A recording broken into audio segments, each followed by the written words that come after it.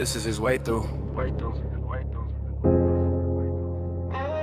Where men speak honestly about the battles they fought in silence.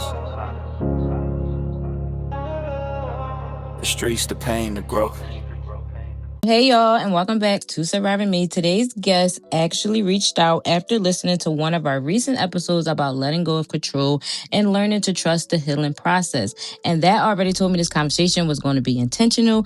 Peter's story isn't theoretical, it's lived. From surviving leukemia to serving as an EMT and firefighter. He understands survival in a very real way.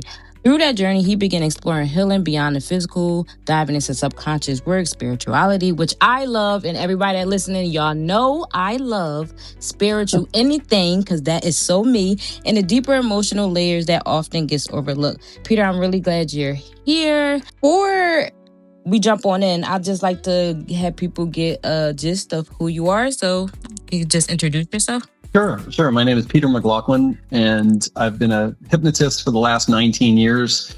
As you alluded in the introduction, that all began with a surprise diagnosis on the same day of Lyme disease and leukemia. And that was when I was volunteering to be a firefighter and an EMT in my town. And that's what started this kind of most magnificent, I would say, chapter of my life, was hearing the worst, maybe not the worst news, but close to it on that day.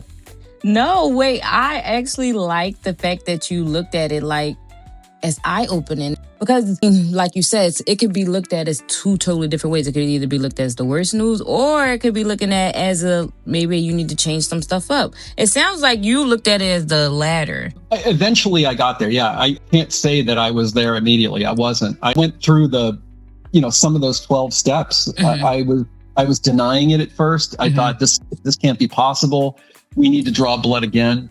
And the same results came back. And then I also remember being really angry. Yeah. I remember a few times just like pounding the steering wheel in my car when I was in my car alone, and just kind of yelling and pounding the steering wheel. Yeah. At one point I saw somebody who was like obese and eating an ice cream. And I just thought, why? How come? Yeah. I don't do that. Like, I don't deserve this. Yeah. And it took me a while before I could really change my attitude. And it took a lot of effort and different things happening for me to shift that from that initial place to where I finally got to. I love that. So before the diagnosis and everything that followed, how would you describe who you were at that time in your life?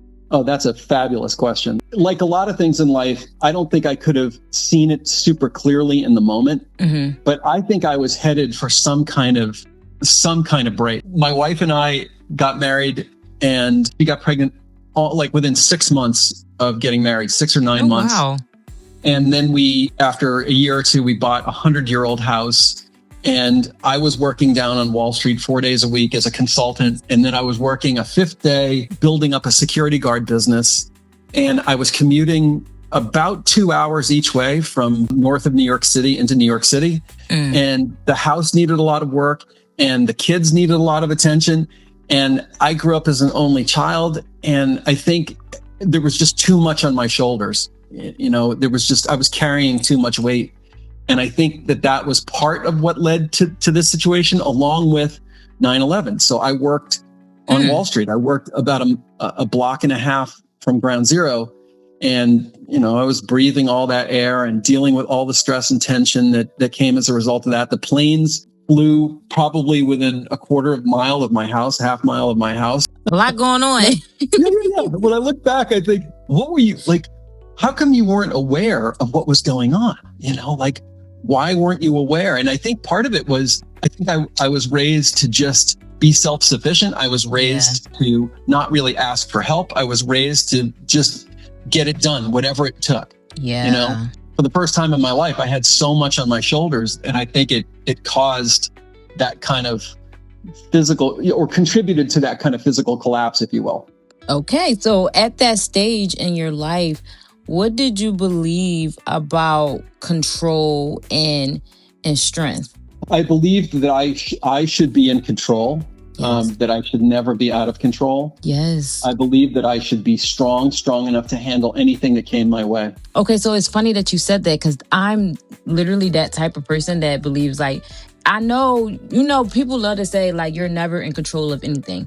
I mean, I don't know if you ever heard that, but people tell me that all the time. Like, oh, you're never really in control of anything. Even if you feel like you are in control, you're never fully in control. But I'm the type of person that believes like, okay, granted, even if I'm never in control of anything, I feel like the one thing I can be in control of is my life. Like, I don't know. It just seems bizarre to me to be thinking like, oh, you're never in control. And then it's like, but you say this is your life and it's your life to live. So that means then I'm in control, right? The way I came to think about that very question, which is an excellent point to raise, is I came to think about what it's like to get in a kayak and go down a river, go with the current down a river or in a canoe or something like that. Mm-hmm. And that part of the wisdom of life isn't, you can't change the current. The current is going to be the current. And there's going to be stretches of the river that are really calm and flat. Yes. And it's easy to navigate and there's no obstacles. And there's going to be other sections of river that are whitewater. They're going up and down and there's rocks and there's strainers and all these other things in the river. And part of the wisdom of life is understanding how to navigate the forces that are always around us. And with a kayak or with a canoe, it's like a really simple technology. It's just like this paddle. And the way I came to this, I'm just remembering this now actually, is I was doing meditation one day and I meet with my guides. That's like, I meet with them in spirit every day. Love that. And I was complaining about something to them. And the answer they gave me is this is what they said verbatim. When we put you in the canoe of life, we put a paddle on the bottom of the canoe right between your feet. It's not our fault that you're not using it, that you're not intelligently steering your life, is what they said. That's so deep. Isn't it? Yeah. Like I couldn't have come up with that. That came from my guides. As I reflected on that later, I thought, this is so brilliant because there would be times like if you just put your paddle on the bottom of the canoe and you just sat in it, if the river was wide enough and the current was just so, and there weren't any obstacles, you'd probably be okay. Yes. And then there'd be other times when you'd start spinning around in circles and going down backwards. And other times you hit a rock or you flipped over or you got caught somewhere. And that's basically life. Yes. And we cannot change the larger forces. We can't change gravity, for example. We can't change our experience of time completely. But like, I'll use another metaphor, like a surfer, we can learn how to surf the waves of life. We can take the energy that's there, and instead of the wave knocking us over or maybe drowning us, we can ride it. Basically, learn to go with the flow.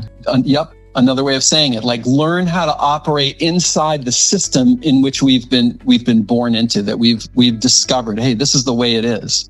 And we can't change some of these things, which is honestly, to me, it's a little bit like the serenity prayer. God can grant me the serenity and the wisdom to understand the things that I can control and the things that I can't. And to have it doesn't say humility, but that's what I think of, have the humility to give you, God, the stuff that I can't control. I surrender it. I let it go. I put it in your hands. Yes. And I trust that whatever happens outside of what I can control is actually happening for my highest and best interest, even something like being diagnosed with leukemia. Yes, because that is life-changing. That is very life-changing. So that's funny that you even ended it with that, because that jumps right into the next question, which is, when you were diagnosed with leukemia, what was the first internal shift you remember feeling? So after the resistance and the anger and all that stuff. Mm-hmm. Yeah. Okay. There was this really beautiful moment actually where my eldest son, I think, was 6 years old. And from the time he was born, it was obvious, like he was like this, he brought like an engineering mind into the world. So even before he could walk, he was examining mechanical things. You could see him lying underneath his crib, looking at the mechanism under there. And he loved this lawn tractor that I had. And I was cutting the grass and I would let him sit in my lap. There were occasions where I'd let him steer and I was right there and whatnot. And this one time after the diagnosis, I was just thinking about it and brooding on it and everything. And he said, "Dad, can I steer?" And I reflexively just said, no, you can't do it. Mm-hmm. And then after the words came out of my mouth, I had this thought, which was, Well, they've told me best case scenario was that I would live 10 years. That was their best case scenario. Okay. And this is, now it's 20 something years ago that this happened, 23 years or something like that. Wow. Ago it happened. And so I had this thought, which was, so if I die, who's he going to learn this from? And then I thought, I have to let go. And so I said, Charlie, I spoke too soon. You can take it. You can steer right now. Just pay attention, do a really good job. And so he took the wheel, and for about 10 seconds, I remember I just closed my eyes and I just kind of leaned back with my arms to my side, kind of looking up at the sky with my eyes closed, almost like a posture of letting go. Like a surrender. Like a surrender, yeah.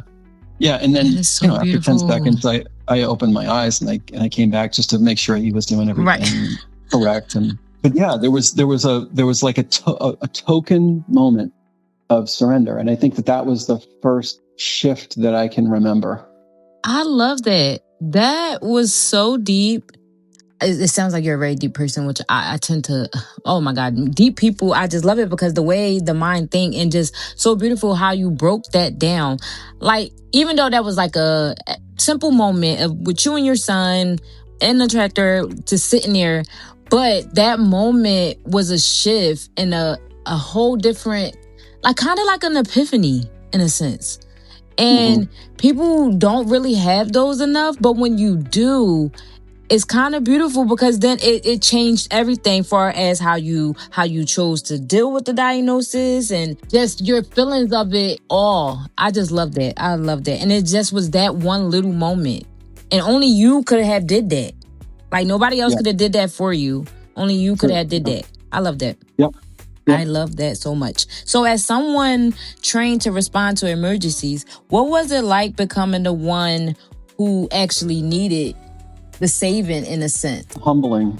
And I mean, these things did happen simultaneously. So the extensive physical that I took that revealed Lyme disease diagnosis and leukemia was actually for the fire department. So I had already filled out the paperwork and everything. And the first tangible step that I had to take was to their medical practice and do a physical that was acceptable for the fire department to determine whether I could, perform the duties that they were going to ask of me, including wearing an air pack and going in a burning building, that kind of thing.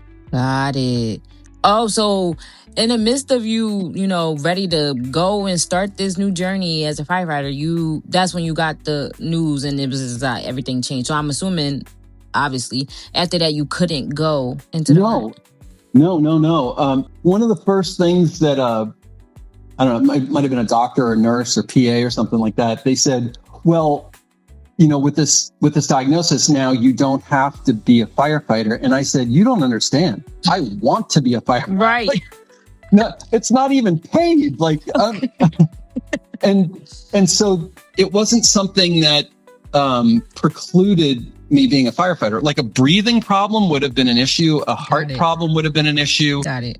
A neurological thing would have been a problem, but this wasn't a problem. And I had to do a physical every single year. And every year I did it, which was about 15 years. Every year I did it, they would flag on the medical exam that I was totally healthy, except I had a white blood cell count, which was consistent with chronic lymphocytic leukemia.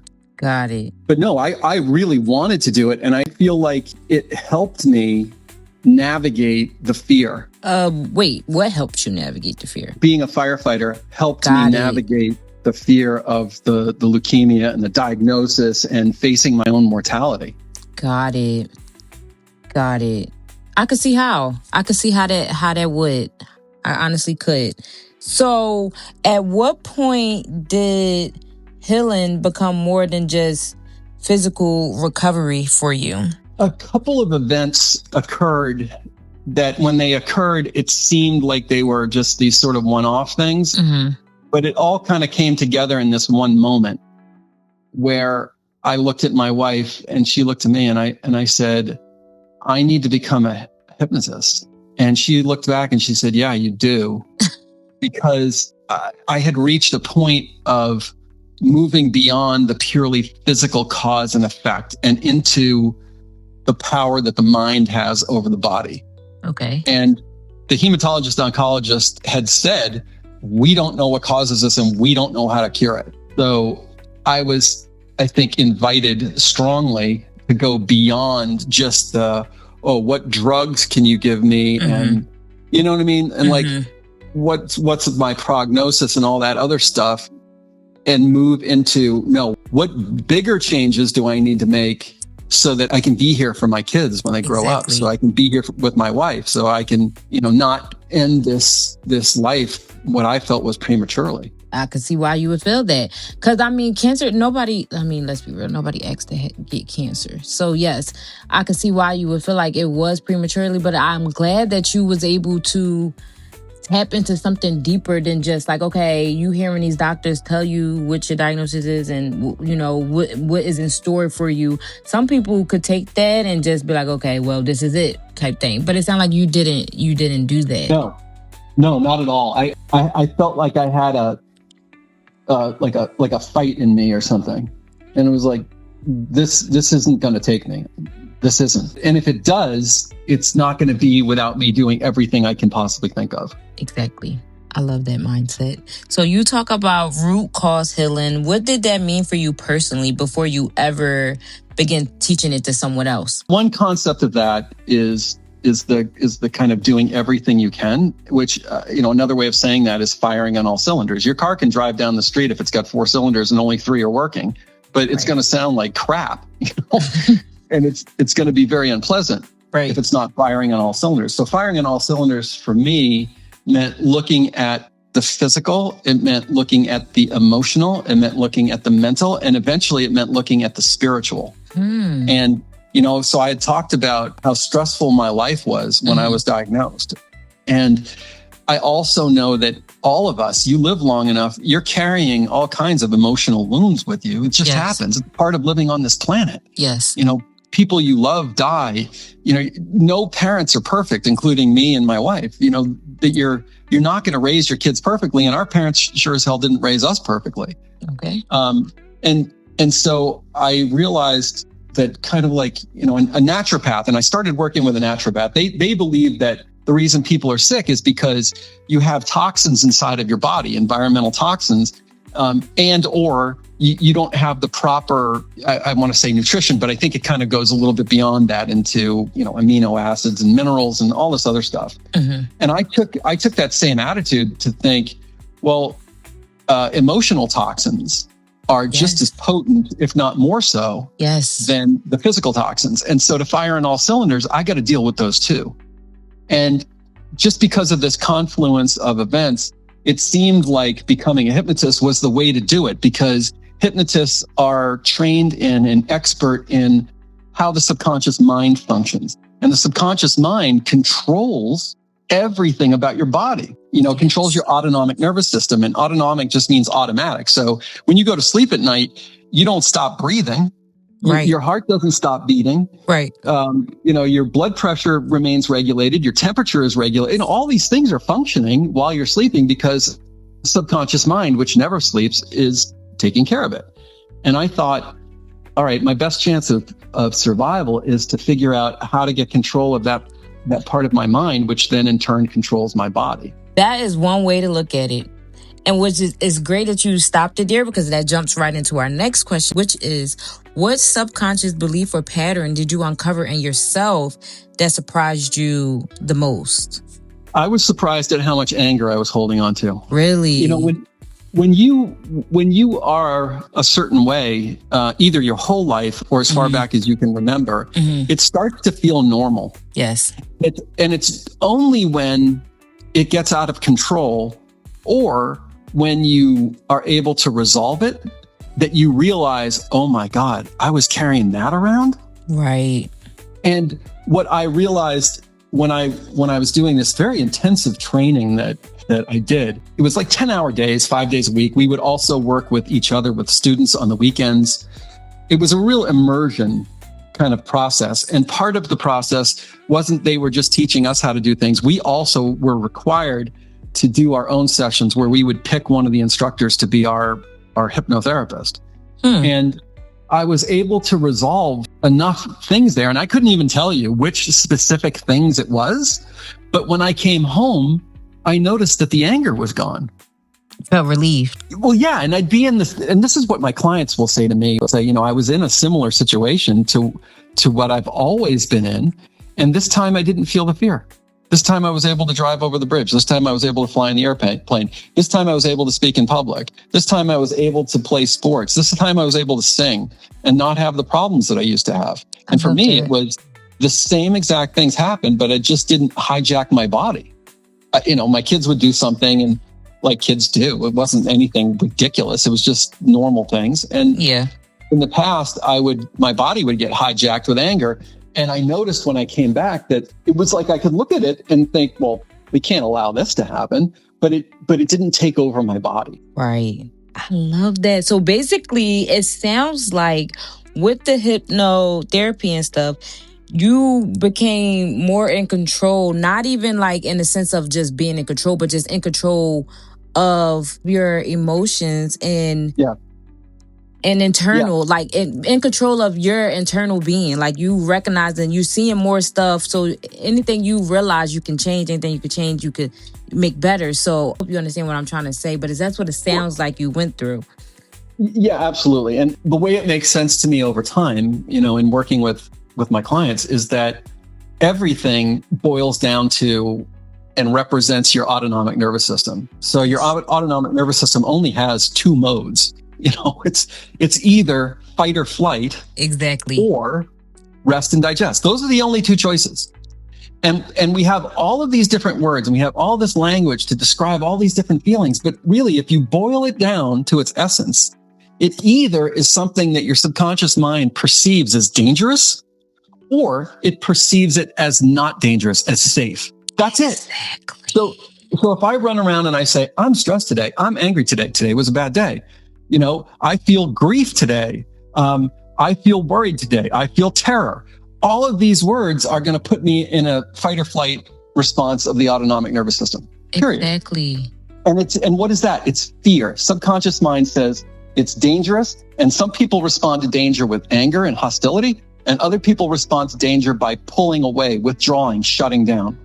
Exactly. So it's basically like the power of the tongue is real. Anything you say, anything you feel, that is how your day, your life is going to unfold. If you keep telling yourself, oh, I'm angry, oh, I'm miserable, oh, I'm sad, or I'm this, you're going to eventually believe it because that's what you're pouring into yourself. What I do with my clients is when somebody comes in they basically turned into a pattern. And if you hold a pattern long enough, it becomes part of your personality. Yes. And so when I hear these things, I know immediately, okay, their subconscious mind is getting triggered, and it's bringing up some kind of fear that was created for the first time in the past. Our job is to find that thing, that old wound, that old emotional wound, and heal it in their mind, just like I did when I was out in Santa Fe, New Mexico, and I came back and the anger was gone. Because when the subconscious mind of this person is no longer perceiving fear when they get triggered, they're not going to have the same response. Exactly. And then if they layer in what you're talking about, which is using their words to reinforce the life that they want rather than the life they don't want, now we're cooking with gas. Yes. OMG, I was meant to have this. I'm a person that believes in everything happens for a reason. I'm a person that believes in you meet people when you're supposed to. I'm just one of them people, and I know for a fact I was meant to have this conversation. I don't know exactly why, but I feel touched. I feel spiritually drawn. So I know that I was made to have this conversation, and I know when I get off this phone, I'm going to feel different. And I love that. Thank you for that. Oh, you're welcome. Sure. Yeah. I'm happy to be having a conversation with you too. Okay. So jumping right into the next question, which is, how did surviving cancer change the way you approach fear? That's a great question. I think all of us are called to an awakening. And what the awakening means is to remember who you really are. And I think who you really are, who I really am, is an eternal spirit that is having a temporary experience, like going to an amusement park or something. on this planet, living in this body. And I think so much of this journey towards awakening is about letting go. Yes. Letting go of the things that we can't control. Back to the serenity prayer. Letting go of things that we're afraid of, that we don't necessarily have to be afraid of. You know, if a lion or a tiger is running at you, you don't even have time to be afraid. You're going to go into a sympathetic fight or flight response, and either you're going to run away from the lion or you're going to defeat it. You're going to kill it. But one way or the other, it's going to be over, and you're not going to have an opportunity to worry about the lion as it's running toward you. Exactly. But we spend so much time worrying about our bills, worrying about our relationships, worrying about our children, worrying about the economy, worrying about politics, worrying about what people will think about us, worrying about our aging process, worrying about our weight. It just goes on and on and on. Mm-hmm. And so many of these things are just illusions. We just make it up, or it's the way we're looking at it. Exactly. Like it's a privilege. You know how people get upset about aging? Yeah. And when they have a birth, when you're a kid, you're like, I can't wait to be 9. Exactly. And then you get to some magic age and it's like, oh no, I don't want another birthday. This is terrible. Like, that's crazy. That's just like crazy thinking. Like we're so privileged to live another year. No, for real. I welcome aging. I never got the point when people would be like, oh my God, I'm getting older. I said, well, ain't that the point of life? To get older? To I don't know, ain't that the whole point? You ain't gonna stay this age forever. You didn't stay 5 forever. So I just don't get the point where people become an adult and now it's just, no, I don't want to turn this age. And it's causing yourself suffering for no reason, because it's not like you have a choice. You could say, oh, yes, I don't want this. I don't want to do this. But at the end of the day, it's still going to happen. So why be upset over something that you can't stop? I just don't get it. I don't get it. Yeah, that's deep wisdom right there. That's what Buddha said. Buddha said that all human beings are going to feel pain. You're going to fall down and skin your knee. You're going to lose people that you love. But suffering is optional. So if you get mad at the weather, you're suffering, because the weather's the weather. You can't personally change it. Exactly. If you get mad about something that's happening, 3 states away and there's nothing you can do about it, you're suffering. And I'm not saying that these things, it's good that bad things happen. It's not. But if you can't do anything about it, then you're just suffering if you're getting angry about it or getting fearful about it. Exactly. And if more people look at it like that, oh my God, how would the world be? I ask myself that all the time. If people just change their perspective on a lot of things, man, the world would probably be a lot more peaceful. Which jumps right into the next question, which is, what does peace look like for you now compared to the version of you before your illness? Oh, wow. That's a great question. I think I'm in a constant process of learning how to let go of the things that I can't control. I'm not saying I'm all the way there right now. I'm not, but I'm way better than I used to be. Yes. And I think my body reflects that, because at the time when I was diagnosed, I also had this horrendous back pain. I didn't even understand it, why I had this, but I was just holding so much tension. Wow. And I know that tension was emotional tension. It was my thoughts, and it was all these other crazy things. So for me, wisdom means it takes more to knock you off your center. Yes. And that when you get knocked off your center, you don't get knocked off as far as you used to. And it doesn't take you as long to come back to center as it used to. And one of the big places that this shows up for me is in my marriage. So my wife and I have been married. This September, it'll be 30 years. Wow. Congratulations. Thank you. And there was a time when we would have a problem, my coping mechanism with problems with my wife was to just distance myself, to go underground, to withdraw. And I would just shut down for 3 days. Wow. And then 3 days is a long time. That's a long time. and then over time, I noticed that it would take more for me to get to that place where I would shut down. And then I noticed that when I would shut down, I would shut down for maybe a day. And then it changed to half a day. And at this point, It might be like if I haven't had enough sleep or something like that, I might shut down for like a half an hour. Okay.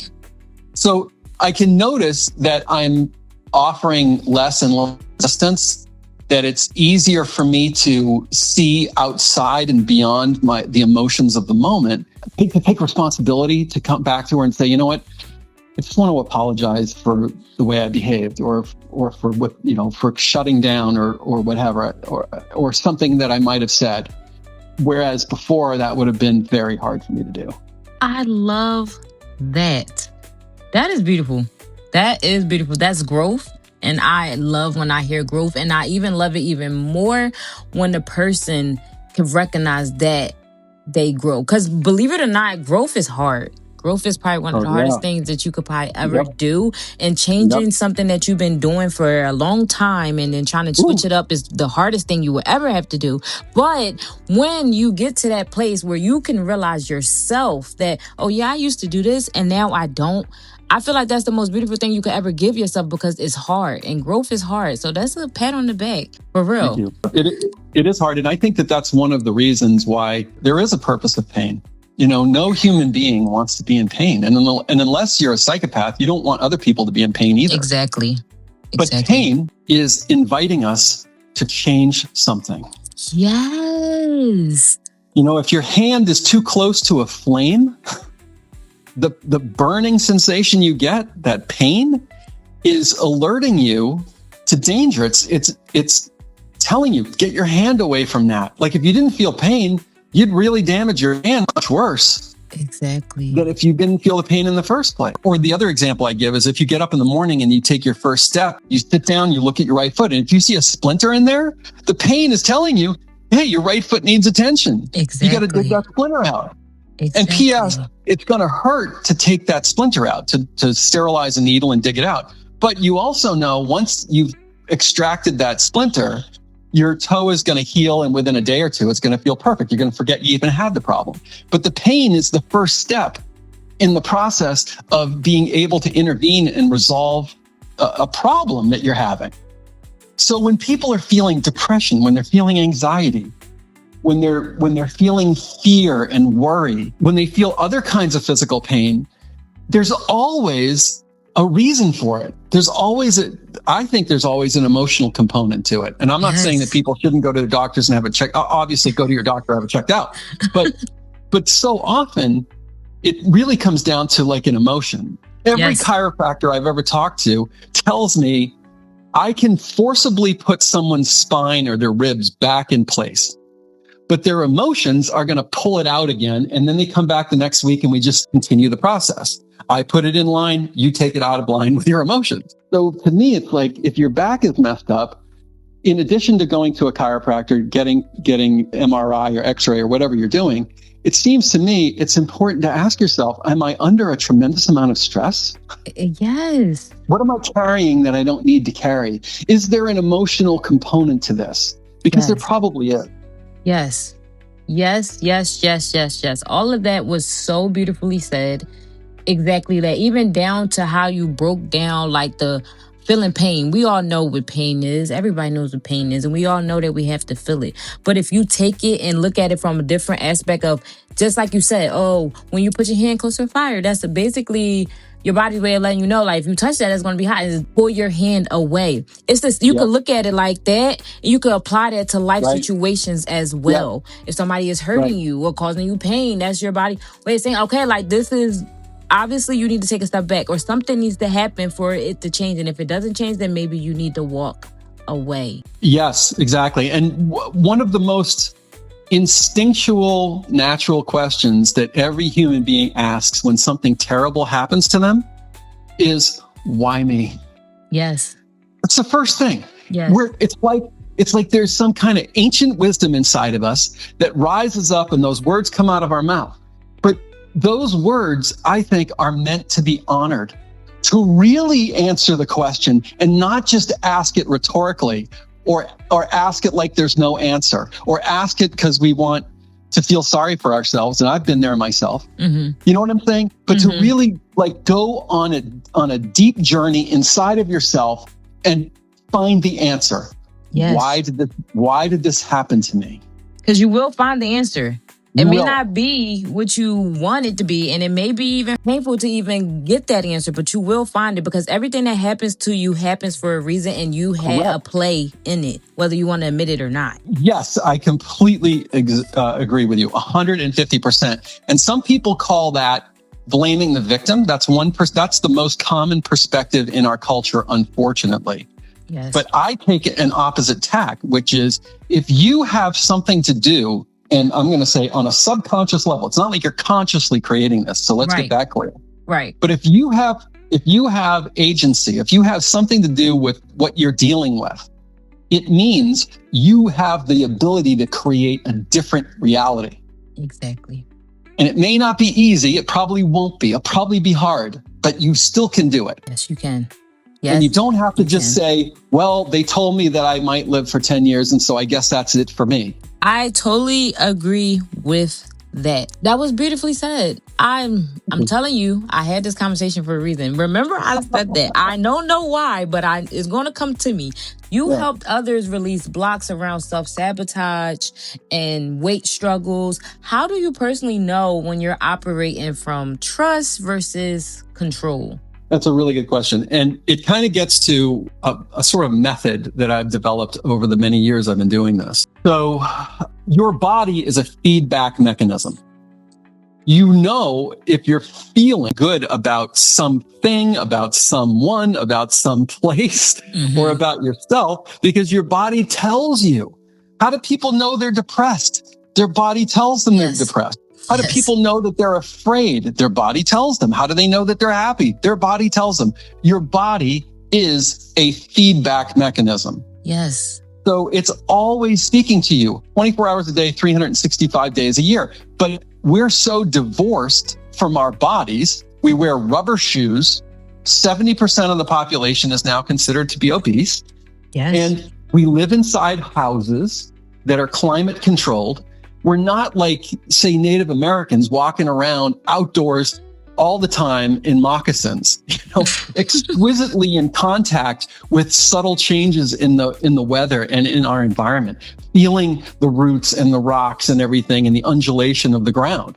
We're completely divorced. So the only time we're aware of our body is when we're in pain, emotional or physical, or we're in a state of like ecstasy or joy or something. Yes. Because those are the times when the body's like yelling at you. Yeah, exactly. I have my clients using a pendulum. It's basically just think of it like a chain or a string with something heavy on the end of it. And they're holding that.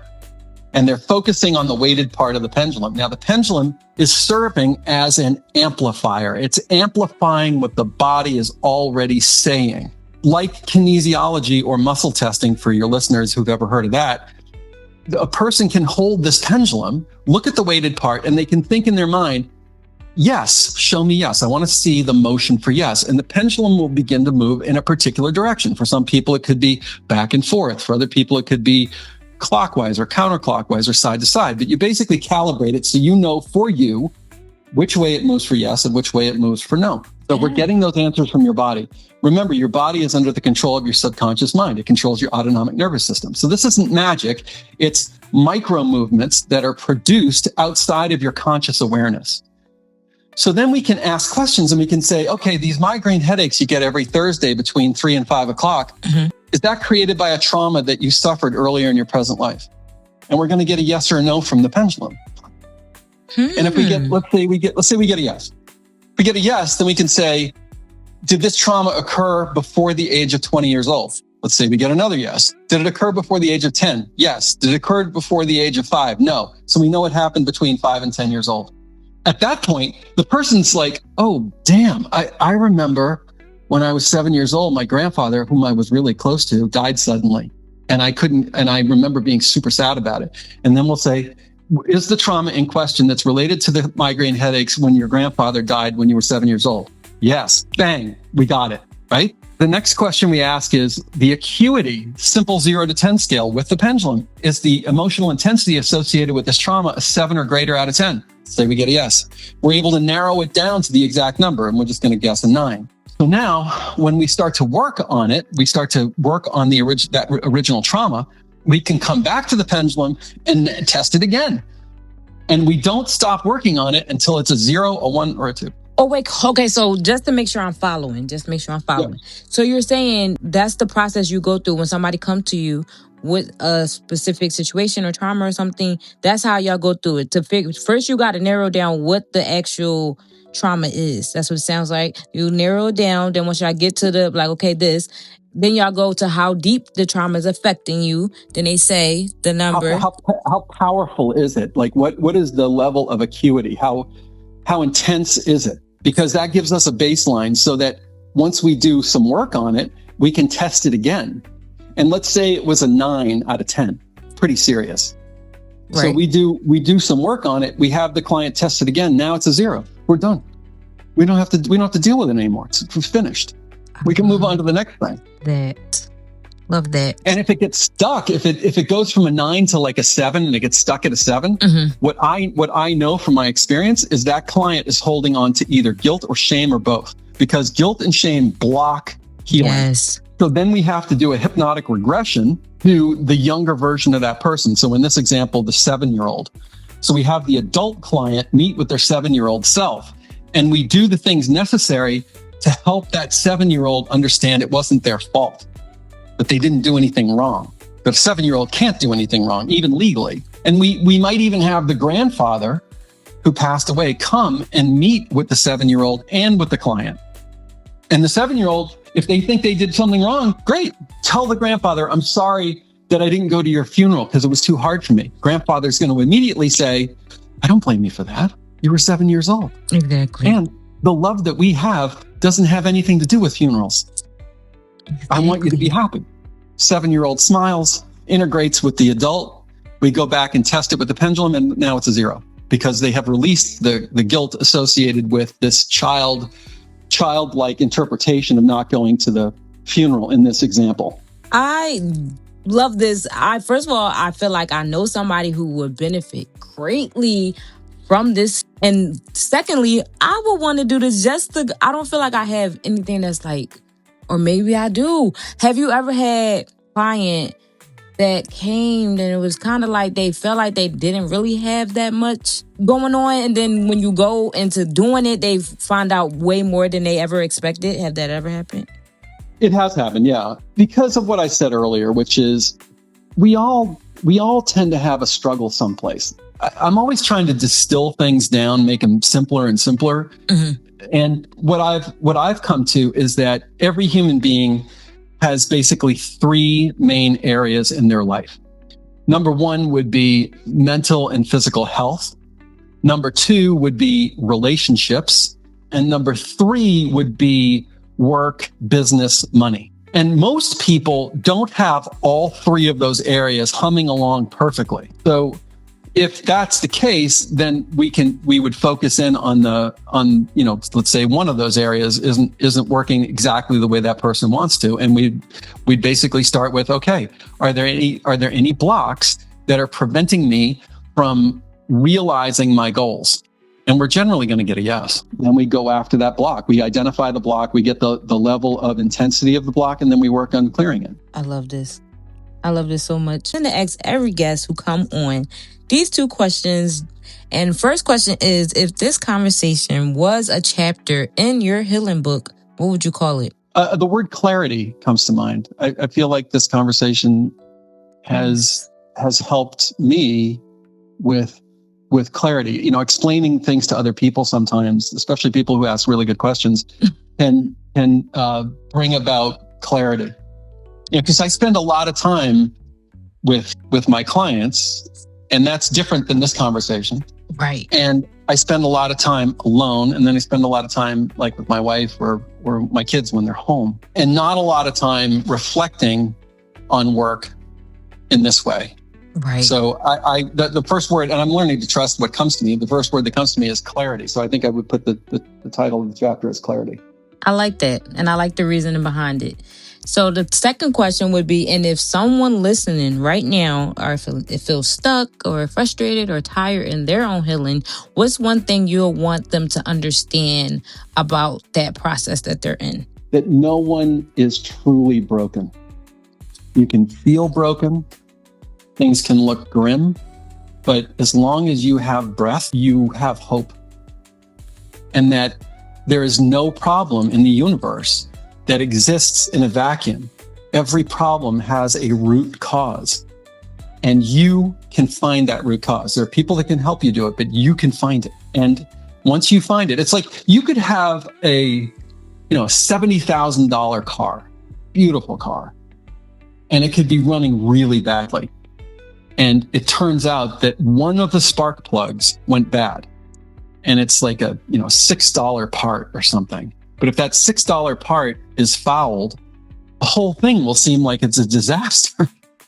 But it's really not. It's just a complex machine of parts that all work together, kind of like a human being.